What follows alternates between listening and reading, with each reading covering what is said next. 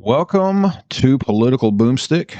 We're going to be talking about some politics in this video. And what I wanted to do is talk about the Senate race in Kentucky. Most of you guys are aware that Mitch McConnell is not going to be seeking re-election, and there's a little bit of a fight going on right now as far as who is going to be replacing him.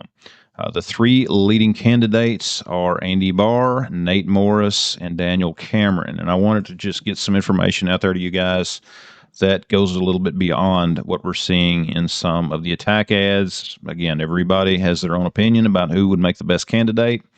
I have mine, you have yours. This is just for information for those that haven't heard much about either of these guys. But before we get started, guys, I would appreciate it if you would like and share this video. It does help. Just take that URL and post it on your social media. Subscribe to my channel. Leave me a comment down below with who your favorite candidate is, and check out all of the affiliate links down below as well.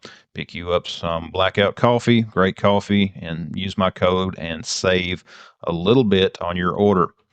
Now, what we're going to do, just a quick overview of it. Recent polls currently have Andy Barr in the lead, with Daniel Cameron coming in second, and then Nate Morris coming in third. And we're going to look at some of the criticisms that each candidate has had against the other, just to kind of go through some of that as well.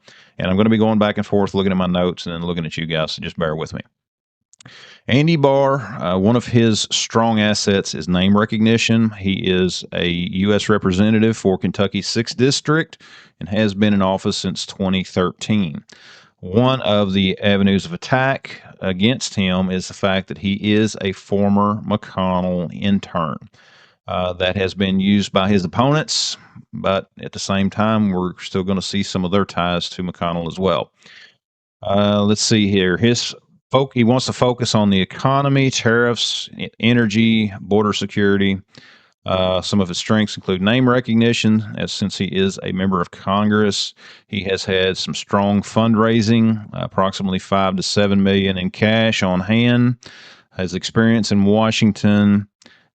He positions as a individual that opposes anti-Trump candidates. He usually endorses folks that go against Trump, or that I should say, they're running against candidates who have gone against Trump. So that is one of the things as well. He's very pro-Trump and does not like other candidates that are not pro-Trump.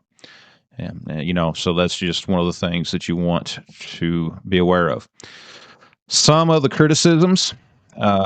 Critics highlight his long McConnell mentorship going back to the 1990s.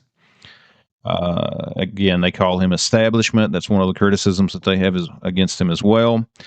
Some ads also cite the comments that he made about January 6th, 2021, which has led some to question his loyalty to Trump. Kentucky is a very pro-Trump state, and that's one of the reasons why that type of questioning is going to come into this campaign. Let's see here. Opponents say his congressional voting record isn't conservative enough on some issues, and it would be nice to be able to go into a lot of the detail on that, but we're not going to be able to do it in this video. It would just get too long. Next, we're going to look at Daniel Cameron. As most of you all know, Daniel Cameron is the former Kentucky Attorney General. He also has strong ties to McConnell. He is considered to be a McConnell protege. And again, he's also a former intern of McConnell's. Some of his strengths include statewide name recognition. That's obviously he was the Attorney General for several years. He wants to focus, he has a heavy focus on law enforcement. He's also pro-life, a lot of faith-based appeal because of his position on pro-life, pro-family. He runs on an American First platform while distancing himself from McConnell, and that's a common theme with all these candidates. Some of the past actions that have opened him up to criticism include his handling of the Breonna Taylor case when he was Attorney General. Some of the decisions that drew protests and criticisms over accountability in law enforcement. An ethics complaint from his 2023 campaign, I can't talk for some reason, alleged improper donation solicitation from a firm his office investigated. His 2023 loss and lower fundraising of 1 to 2 million are used to question his electability and resources. And finally, we're also going to look at Nate Morris. And again, guys, I'm just trying to throw information out there for you. There is a ton more that you can dig up on each of these candidates, and I would strongly recommend that you do so. This is just a little bit of a summary. Nate Morris is a businessman. He is the founder and former CEO of Rubicon, which is a tech firm. He's considered to be a political outsider with ties to J.D. Vance and Donald Trump Jr.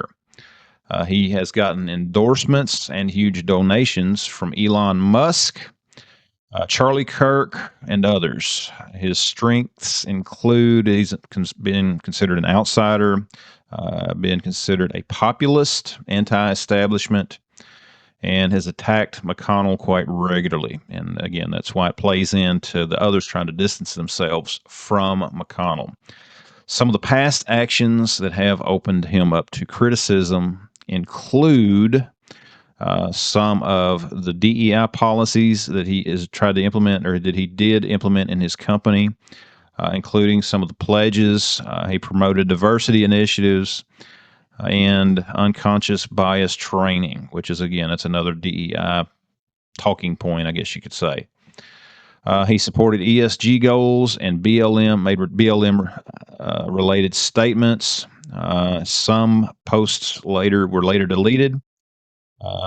His businesses seemed to struggle at times. Rubicon was considered to never be profitable, with major losses and the stock dropping while he was still there as CEO, according to some reports.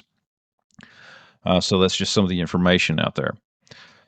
Some of the past donations that he made to those that run against Trump.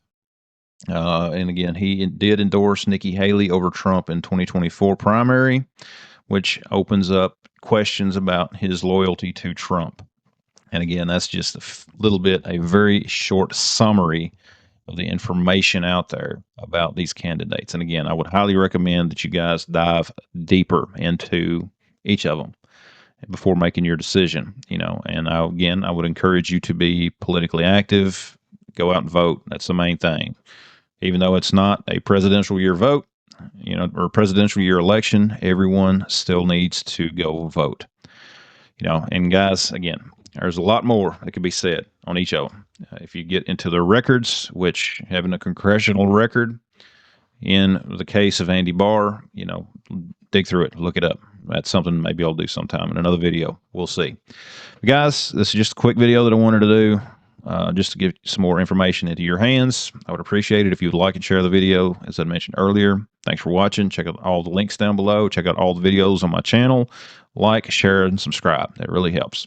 We'll see you next time. If you carry or keep a firearm for self-defense, you already know the truth. The fight doesn't end when the shooting stops. After a defensive incident, the legal system starts moving fast, and every word you say matters. That's why I trust Attorneys on Retainer. One call puts you in contact with a real attorney immediately, day or night, because the right move after self-defense is legal protection. Sign up today using my code and save on your membership.